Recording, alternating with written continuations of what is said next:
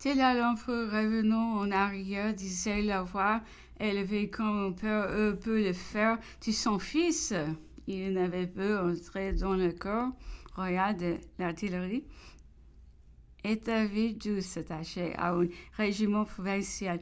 Neveu, disait l'empereur d'un de mes camarades à Brienne, au régiment de la Ver, qui me le recommanda en partant pour l'émigration. Cette circonstance m'avait mis dans le cas de lui servir d'oncle et de père, ce que je verrais réellement accompli. J'ai pris un véritable intérêt et j'ai vu de bonne heure fait sa fortune. Son père était chevalier de Saint-Louis, propriétaire de forges en Bourgogne et jouissait d'une fortune considérable. Napoléon racontait qu'en 1794, revenant de l'armée de Nice à Paris, un château de Berre se trouvait près de sa route. Il s'arrêta et fut magnifiquement traité, commençant déjà à avoir une certaine réputation. Sévère du propre dire, du fils était un véritable avare, mais il avait à cœur de bien traiter son hôte, qui avait eu tant de bonté pour son fils, et-il le fit à la façon fastidieuse des avares. Il voulait qu'on jetât tout bas les fenêtres. On était en juillet. Et il ordonna dans toutes les chambres de feu à étouffer. C'est très terminé, Napoléon. Eux étaient requis pour Molière.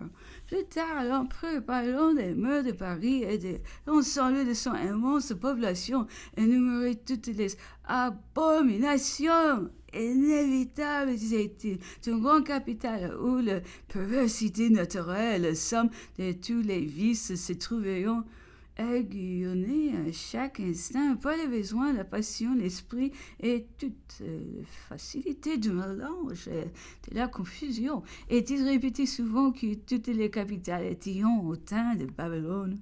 Il citait quelques détails du plus sale et du plus hideux libertinage.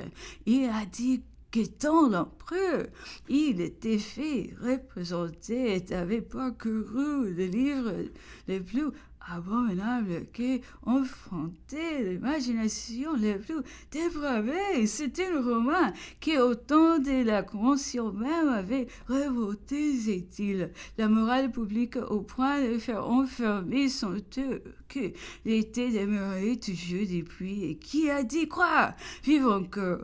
Son nom m'est affiché et la première fois que j'entendis c'était cette production. L'empereur avait essayé autant que les circonstances de lui avaient permis de réprimer quelques-uns de ses auteurs, disait-il, mais il ne s'était pas senti le courage de descendre au détail de quelques autres. Il avait par exemple interdit les jeux masqués et avait voulu même défendre toutes les maisons de jeux, mais quand il avait voulu faire traiter les choses à fond devant lui, il s'était trouvé que c'était une très grande question. Et comme je lui racontais ce sujet que la police nous avait interdit de jouer entre nous dans une des premières maisons du faubourg Saint-Germain, il ne concevait pas, disait-il, une telle vexation et s'était pourtant exercé en son nom de la part de Fouché. La suis-je?